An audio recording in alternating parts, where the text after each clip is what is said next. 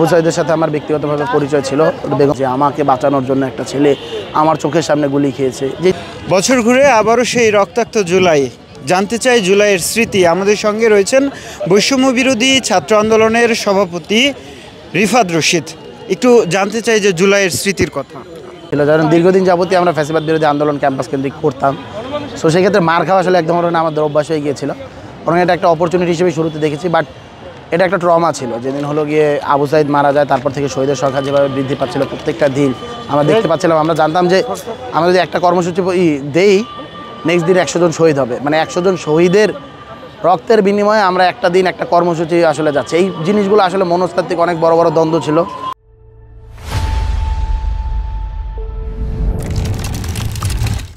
তবে এইটাও সত্য ছিল, ইতিহাস যেটা শেখায় যে কোনো বড় পরিবর্তন আসলে রক্তে ছাড়া আসলে হয় না। ইতিহাস আসলে তার পরিবর্তনের জন্য আসলে রক্তকেই ডিমান্ড করে।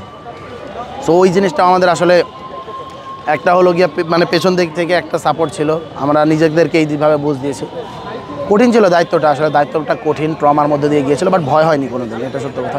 মাঝে মাঝে টুকটাক এটা হয়তো ফ্যামিলির জন্য ভয়টা হতো আর কি, মূলত ফ্যামিলির জন্য ভয়, নিজের জন্য কোনো দিন আসলে ভয়টা লাগেনি। বরং একটা প্রেশার, একটা উৎকণ্ঠা, এই জিনিসটা থাকতো, ট্রমা এটা থাকতো আর কি, ভয় লাগেনি।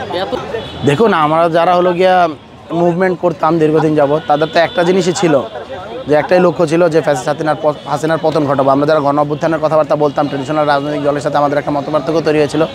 আমরা গণ অভ্যুত্থানের কথা বলতাম, তারা বলতো নির্বাচনের মাধ্যমে সমাধান।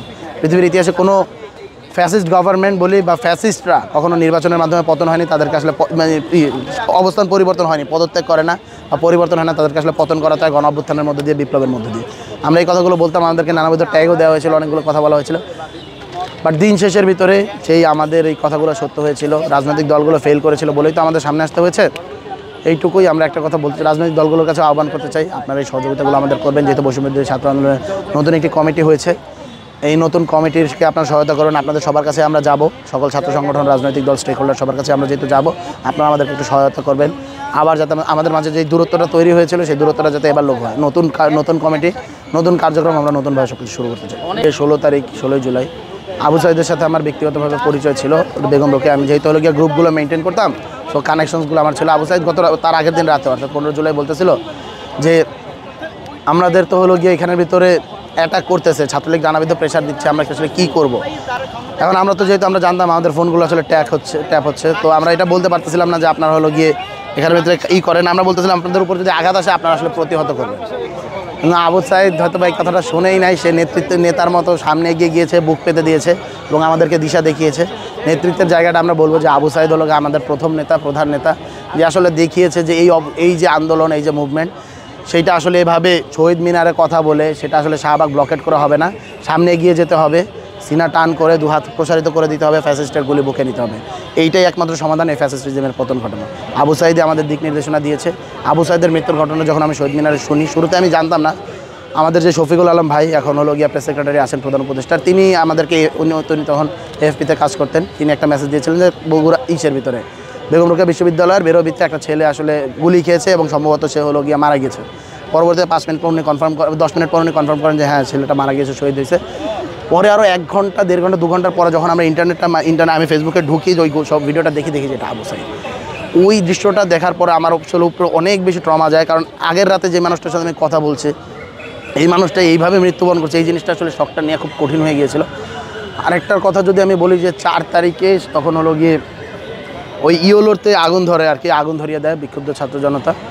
তখন ওইখানের ভিতরে আমি গিয়েছিলাম আগুন ইটা দেখে। তখন হলো গিয়ে আমি মাস্ক পরা ছিলাম, ক্যাপ পরা ছিলাম, যাতে আমাকে চিনতে না পারে। বাট একটা ছেলে আমাকে চিনতে পারে, শুরুতে চিনতে পেরেছিল। চিনতে পারার পর বলতেছে ভাই ফায়ারিং হচ্ছে। আমি আসলে ওই জায়গায় গেলে না একটা মোহাচ্ছন্ন হয়ে যাওয়া হয়, মনে হয় যেন সামনে এগিয়ে যাই। আমি দেখতেছি গুলি করতেছে এবং লাইভ ফায়ারিং করতেছে, বাট আস্তে আস্তে সামনে এগিয়ে যাচ্ছিলাম।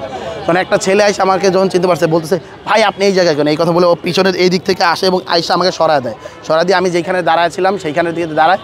তা বলা যায় যে মিলি সেকেন্ড বা হলো গিয়ে 1 সেকেন্ডের পার্থক্যের মাঝেই ওর বুকের ডান পাশে যে গুলিটা লাগে, মানে গুলিটা আমি খেতাম, জাস্ট 1 সেকেন্ডের মধ্যে ও আমাকে সরায় দেয় এবং তার পরবর্তীতে আমাকে অনেকজন ধরে সরায় দেয়। ওকে হলো গিয়ে নিয়ে হসপিটাল নিয়ে যায়। আমি ওকে দেখি নাই, আর ওর খোঁজ খবরও নিতে পারি না, আমি ওরা চিনি না। থ্যাঙ্কস জানাবো এবং ওকে একইভাবে আমি ধন্যবাদ জানাবো, আমি এই ভাষাটা জানি না। বাট ওই সিনারিওটা আমাকে খুব ট্রমা দেয়। মানে এটা খুব কঠিন আমার জন্য, এই জিনিসটা নিয়ে, যে আমাকে বাঁচানোর জন্য একটা ছেলে আমার চোখের সামনে গুলি খেয়েছে, যে জিনিসটা আসলে এক মুহূর্তে আমি খেতাম।